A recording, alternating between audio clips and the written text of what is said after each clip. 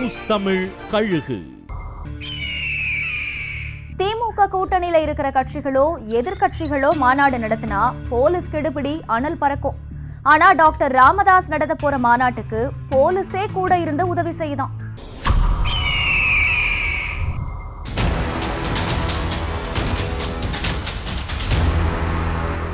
அண்மை காலமா தமிழ்நாட்டுல திமுக கூட்டணி கட்சிகளோ எதிர்கட்சிகளோ மாநாடு போட்டா காவல்துறை தடை போடும், இல்லன்னா பல நிபந்தனைகளை விதிக்கும். போன வருஷம் கம்யூனிஸ்ட் கட்சி நடத்தின மாநாட்டுக்கு அனுமதி வாங்குறதுக்குள்ள போதும்னு ஆயிடுச்சுன்னு கம்யூனிஸ்ட் கட்சி தலைவர்களே வெளிப்படையா பேசினாங்க.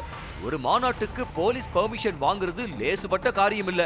ஆனா பூம்புகார்ல டாக்டர் ராமதாஸ் நடத்த போற மகளிர் மாநாட்டுக்கு காவல்துறையே அந்த கட்சி நிர்வாகிகளை அழைச்சி பல ஆலோசனைகளை கொடுத்திருக்கான்.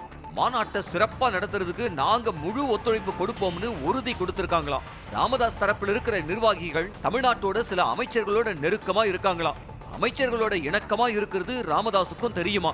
ராமதாஸ் தரப்புக்கு என்ன உதவினாலும் உடனே செஞ்சு கொடுக்க சொல்லி ஆட்சி மேலிடமே சொல்லி இருக்கிறதா சொல்றாங்க.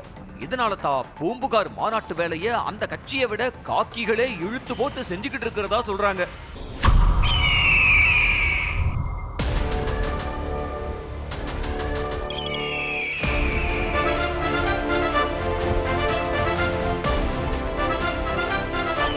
நியூஸ் தமிழ் கழுகு.